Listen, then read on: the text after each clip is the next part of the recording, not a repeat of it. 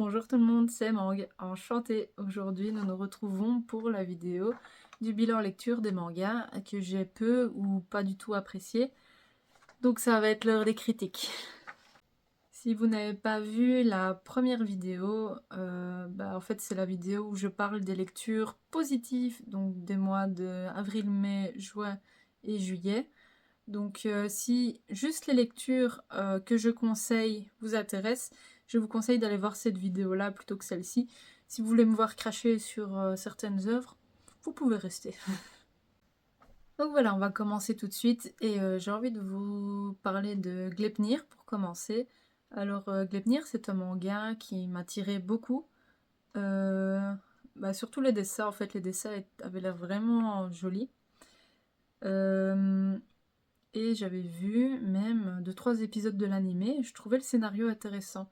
C'est pour ça que je me suis tournée sur le manga et j'ai vraiment attendu que tous les tomes sortent pour tout lire. Déjà au niveau des personnages, ils m'attiraient pas, je ressentais rien vis-à-vis d'eux. Je trouvais pas forcément qu'ils avaient un charisme ou quoi que ce soit, donc j'étais pas trop plongée avec eux dans les enjeux.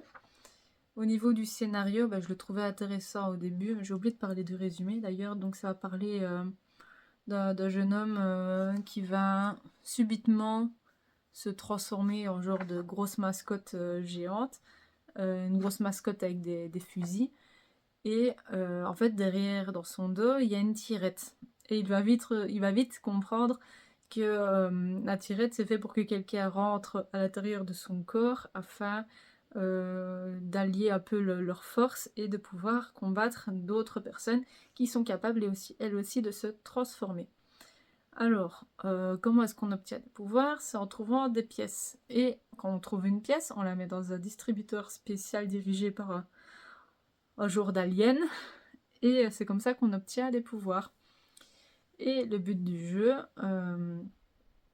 de ces gens qui savent se transformer, pour la plupart, c'est d'obtenir 100 pièces qui permettront de pouvoir réaliser un rêve. Ils vont rencontrer des gens qui ont des pouvoirs différents et ils vont devoir se battre contre les gros méchants qui veulent essayer de réunir des pièces pour faire des très mauvais vœux. Voilà, plus ou moins au niveau du scénario. Désolée si je l'ai un peu mal expliqué, mais je trouvais vraiment pas fou en fait finalement le scénario. Le début était intéressant, mais après je trouvais que il s'empatouillait un peu voilà, ça s'empatouillait.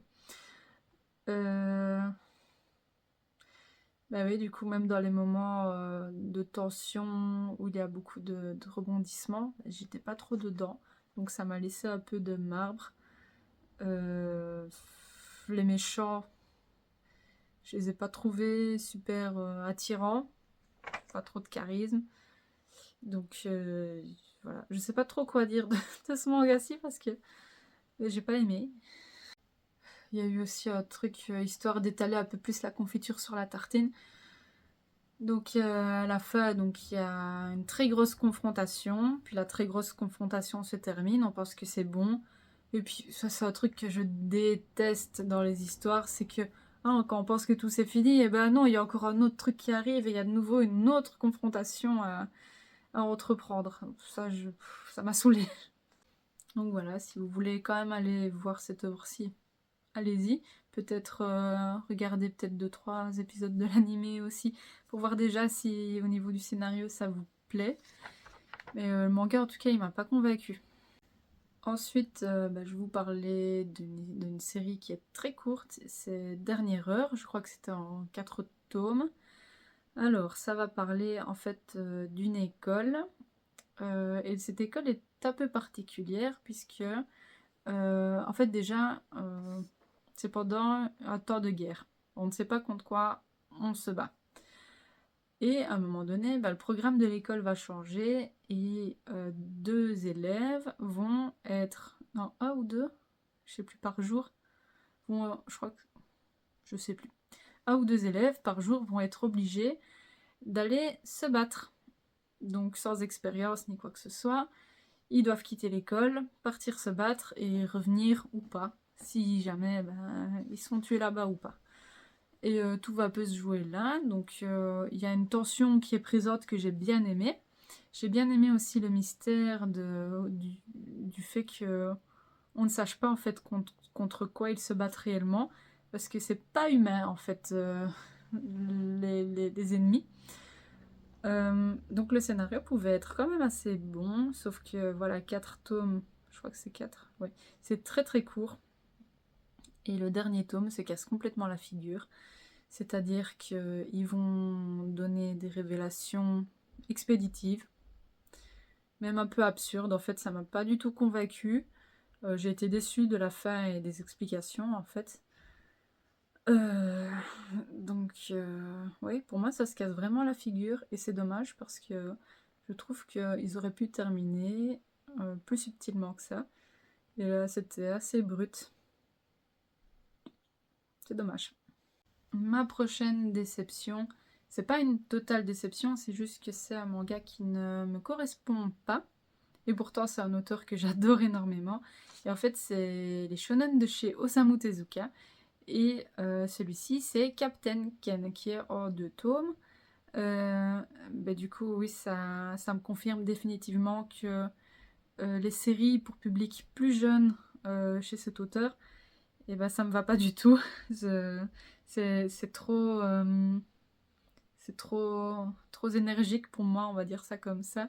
En fait, c'est comme les dessins animés pour enfants, où il y a des batailles sur batailles sur batailles, avec des méchants qui arrivent, qui repartent, qui rapent. Et il y a tout, il n'y a pas un seul moment où on fait ouf. À chaque fois, il y a tout le temps des rebondissements. Et je trouve que c'est très vite fatigant en fait. Et il y a des moments où je soufflais à la lecture. Il n'y a pas de moment de répit. Mais je peux comprendre que les jeunes aiment bien ça. C'est vraiment un manga qui bouge. J'ai pas trop de souvenirs du 2e tome. Je crois que mon cerveau a là il est en train aussi. Je crois que mon cerveau a court-circuité à ce moment-là. Donc je ne saurais pas vous parler du 2e tome. Par contre, dans le 1er tome, chez Osamu Tezuka, ce que j'adore vraiment beaucoup, même dans ses œuvres pour les plus jeunes, c'est qu'il aborde des sujets qui sont très sérieux, très matures. C'est-à-dire que le fond de l'histoire, en fait, c'est basé sur l'esclavagisme. C'est-à-dire que l'histoire va se passer sur une autre planète. Je ne sais plus sur quelle planète par contre. Enfin bref. Et en fait, sur cette planète, avant, il y avait déjà des habitants, hein, il y avait des extraterrestres. Sauf que l'homme, ce qu'il sait faire de mieux, il va les mettre en esclavage, ils vont les exploiter, et ils vont les taper dans des mines bien dangereuses pour eux, pour aller récolter je ne sais quoi, et que s'ils travaillent pas bien, ils se font descendre. Osamu Tezuka, il a, on va dire, il a la main légère hein, sur les décès de ses personnages. Et ça, c'est très, très dur quand même, hein, malgré le fond enfantin. Il y a un fond qui est assez hard. La prochaine série, c'est une série que j'ai bien aimée au début et que j'ai fini par drop au tome 6. Et c'est Kami-sama Opération Divine. Autant le début était vraiment chouette et original. Donc on commence avec le personnage principal dont son père tient une secte. Et un beau jour, son père décide de l'offrir en sacrifice à un dieu. Donc il va tuer son propre fils, mais son fils va se retrouver pas mort. On ne sait pas pourquoi. Et il va se retrouver dans un monde où la technologie n'existe pas, où les gens là-bas ont une vie assez primitive, ils n'ont pas l'électricité, ils n'ont pas l'eau courante, ils n'ont pas grand-chose de bien chouette là-bas, et où la population en fait peut vivre vraiment très très longtemps. Par contre, la société a mis en place une date d'échéance, c'est-à-dire qu'à n'importe quel moment, un soldat peut venir toquer à la porte et dire bonjour, aujourd'hui c'est le jour où vous mourrez.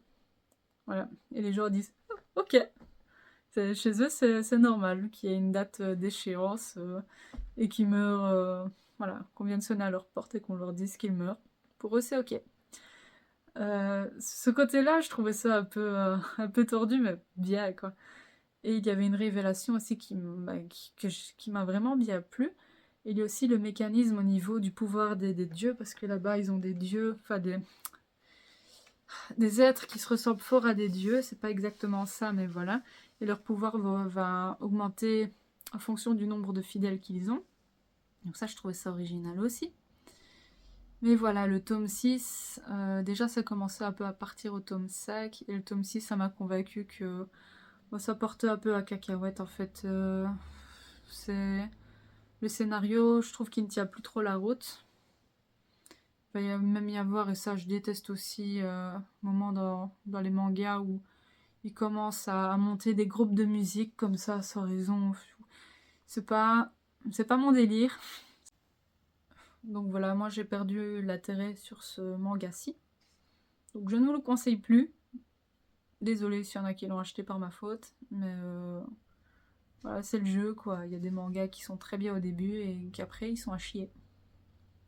Un autre manga qui m'a déçu, et là pareil, j'avais acheté toute la collection. Il y en a 5, je crois.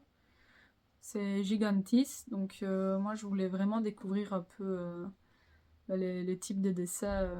C'était le même qui avait fait les dessins de Terraform Mars, que j'ai pas lu. Et je voulais quand même découvrir. Un peu cet univers-ci avec Gigantis, qui fait pas beaucoup de tomes. Et j'ai été déçue. Le début avait l'air sympa, au moment où t'as un genre de maladie là, qui se propage et qui déforme les animaux et qui absorbe les autres êtres organiques, etc. pour former un gros amas bien dégueulasse. Le début, j'ai vraiment bien aimé.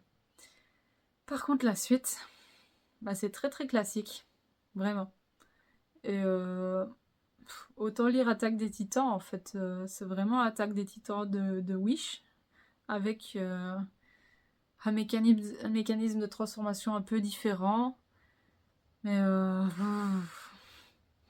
c'était vraiment pas fou au niveau du scénario, à point que je me souviens même plus de la fin.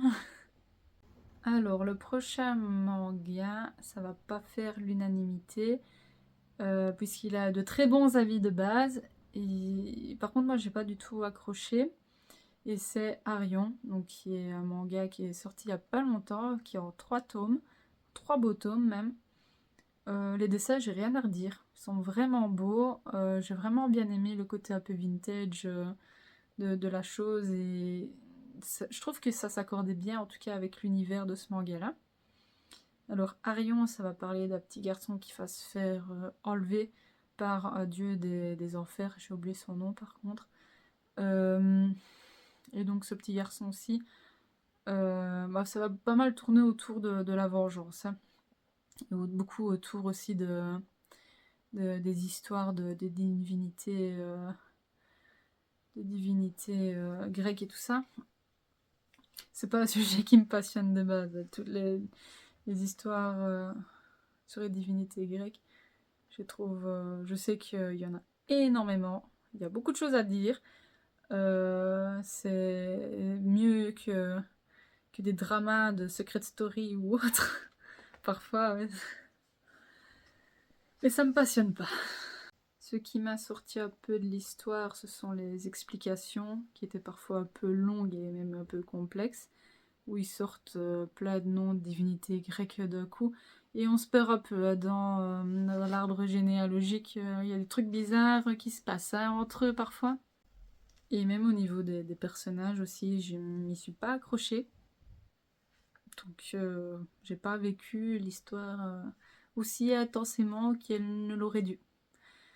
Mais je comprends, en tout cas c'est une série que je conseille très fortement aux gens qui sont passionnés par contre par ce sujet. Parce que ça fait une très belle histoire. C'est juste que moi, comme ça me passionne pas de base, ça m'a pas accroché tout simplement. C'est loin d'être un mauvais manga. C'est juste qu'il faut qu'il y ait un public adéquat. C'est-à-dire pas moi. Prochain manga. Bon, je vais pas le faire très long parce que j'ai vraiment pas aimé.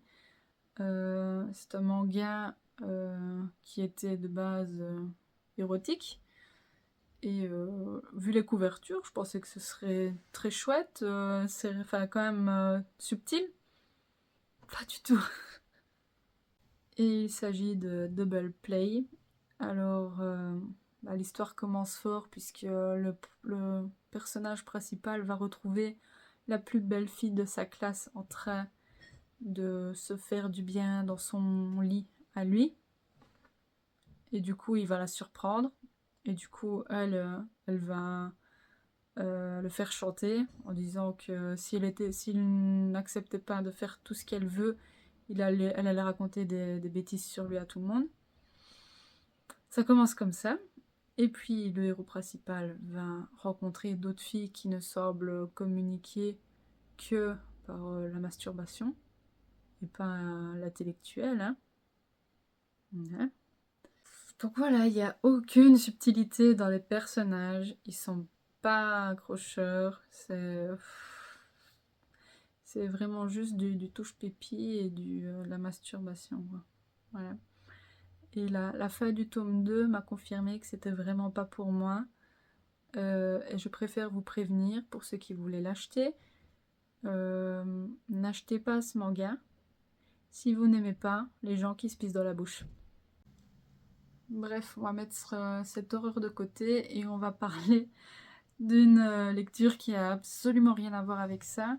Et là, en fait, c'est une déception et je me déçois moi-même parce que j'attendais vraiment beaucoup de ce manga et je sais que c'est un manga qui peut être tout à fait apprécié par plein de gens et moi, ça n'a pas un prix. Et ça m'énerve parce que j'aime bien la science-fiction, mais il y a plein de mangas de science-fiction auxquels j'arrive pas à accrocher et auxquels je décroche en fait vraiment et où je ne sais pas me forcer à lire, essayer de me pousser à rentrer dans l'univers. Et à chaque fois ça m'ennuie et ça me lasse et je n'arrive pas. Et là c'est un gros morceau puisque c'est 2001 Night Stories. Et j'ai pas réussi à finir le tome 2. Alors c'est un manga en 2 gros tomes, des beaux tomes. La couverture est peut-être un peu fragile, mais en dessous, heureusement, la version cartonnée. C'est exactement la même chose que la couverture en couleur, donc c'est pas bien grave si jamais la couverture s'abîme. Dans ces 2 gros tomes-ci, en fait, à chaque fois, ce sont des histoires plus ou moins courtes qui vont parler de sujets tournant autour de l'espace. Et donc des rencontres et des situations qu'on peut y vivre. Et il y a vraiment des thèmes, des histoires qui sont super intéressantes. Mais c'est juste que, encore une fois, j'arrive pas à rentrer dedans. il y en a je crois que la première du tout début, j'ai vraiment bien aimé, là, avec l'évolution des animaux, pour qu'au final, ce soit le sage là, qui soit retrouvé dans la fusée. Et il y a des pages couleurs qui sont vraiment très jolies aussi. Il y a vraiment des très beaux dessins en fait de manière globale dans ce manga-ci. Mais voilà, il y a des histoires qui m'ont quand même un peu saoulée. Les explications, pareillement, elles étaient un peu longues, parfois un peu trop poussées, scientifiques, et j'arrivais pas vraiment à apprécier les histoires. Et je tournais les pages en espérant que ce soit bientôt fini, et puis je pouvais souffler quand je voyais que non, il y en avait encore après. Et c'est pas ça, en fait, je trouve, de lire des choses qui n'apportent pas de plaisir. Et pourtant, la SF, il y a des trucs qui pourraient me passionner là-dedans, mais il n'y a rien à faire. Il faut vraiment que ce soit une œuvre qui me corresponde. Et malheureusement, celle-ci, elle n'en fait pas partie. Par contre, je la conseille quand même à ceux qui adorent la pure science-fiction. Parce que le film, parce que c'est tiré de... J'ai un trou de mémoire. Je le mettrai là parce que je sais que je m'en souviendrai au montage. Ce film-là, je l'ai adoré. L'Odyssée de l'espace, voilà. Pas besoin de mettre au montage. Je l'ai adoré. Mais le manga, avec des histoires qui gravitent un peu autour de ces sujets-là, beaucoup moins. Prochain manga que j'ai trouvé moyen. En fait, c'est pas un mauvais manga, pas du tout. Je sais qu'il y en a qui pourraient tout à fait aimer, c'est juste que moi, c'est pas un sujet qui me passionne. Et pourtant, c'est un sujet qui pourrait tout à fait faire partie de ma vie. Et c'est Solanine. Attendez. Donc Solanine, déjà pour ceux qui connaissent pas, ça va tout simplement parler en fait d'un jeune couple, assez jeune, je crois qu'ils ont peut-être un peu plus de 20 ans et c'est tout. Et ils sont un peu paumés dans leur vie, donc la fille elle fait un travail qu'elle n'aime pas forcément, le garçon pareil, et ils vont oser en fait bah, quitter leur boulot pour essayer de trouver un sens un peu plus profond à leur vie. Et du coup, ils vont se poser quand même quelques questions sur leur vie, même sur leur vie de couple. Ils vont être entourés, ils vont avoir la chance d'être entourés de leurs amis. Ils vont tester des choses, ils vont avoir des échecs. Ça va être assez mélancolique hein, quand même comme histoire. Voilà, c'était une histoire sympa. Mais chez Inyo Asano, je trouve qu'il y a mieux quand même. Moi en tout cas j'ai fait de meilleures lectures que ça et je sais que je ne la relirai pas cette histoire-ci. Et c'est pas une mauvaise lecture, c'est pas voilà, c'est une lecture juste que j'ai moyennement appréciée. Mais voilà, les dessins sont toujours très bons. La narration pareil. Le sujet, moi j'ai trouvé ça sans plus. Et la dernière lecture que j'ai fait, c'est de même une lecture, voilà, moyenne, c'est-à-dire que je la relirai pas tout simplement. C'est Regarde la forêt, c'est un one-shot. Ça a parlé en fait de deux personnes qui vont partir enfin qui vont se promener dans la forêt et ils vont, sans le vouloir, tomber sur un genre de campement un peu bizarre avec que des petites filles qui vont vivre un peu de manière très indépendante. Elles vont faire plein de choses par elles-mêmes. Elles vont boire des boissons un peu spéciales, des crèmes un peu spéciales. Voilà, ça va vraiment tourner autour un peu du mystique et du mystérieux. Je vais pas en dire de trop parce que c'est qu'un one shot. Mais moi en tout cas, je crois qu'il faudra que je le relise. Mais j'ai pas super accroché, donc je sais pas si je le ferai ou pas finalement. Mais je crois que quelqu'un qui accroche un petit peu devrait relire l'histoire. Parce que j'ai pas l'impression que c'est une histoire qui peut se comprendre à 100% dès la première lecture. Il y a quand même plein de choses assez mystérieuses qui s'y passent. Et moi en tout cas, j'ai pas tout compris. Mais voilà, la fin, ça va. Enfin, elle était quand même un peu plus ou moins logique. Mais c'est l'histoire globale, voilà, c'est très mystérieux, mais j'ai pas trouvé ça transcendant non plus. Mais c'est une bonne histoire quand même malgré ça. Je sais pas quoi dire de plus sans spoiler. Donc voilà, si vous voulez découvrir, allez-y. Les dessins sont assez originaux aussi, c'est pas très classique comme style de dessin. Donc voilà. Et voilà, c'est terminé pour les lectures manga de ces 3-4 derniers mois. J'espère que ces deux parties vous auront plu. N'hésitez pas à me donner votre avis en commentaire. Et je suis vraiment désolée pour le temps que je prends pour sortir mes vidéos, mais je fais comme je peux avec le temps que j'ai et la motivation que j'ai aussi parfois. Mais bon, ça me fait quand même plaisir de vous partager un peu tout ça. Ça me fait un peu souffler. C'est une petite bulle d'air pour moi à ce niveau-là. Et pour ça, je vous en remercie également. Pour la prochaine vidéo, je vous retrouverai certainement pour les achats manga. Parce que le mois dernier, j'ai pas acheté. Mais ce mois-ci, j'ai fait une petite commande quand même. Donc j'ai hâte de vous présenter tout ça quand j'aurai reçu tout ce bon petit monde. En attendant, je vous souhaite de très bien vous porter. Je vous souhaite de faire de très belles lectures. Et je vous dis à bientôt.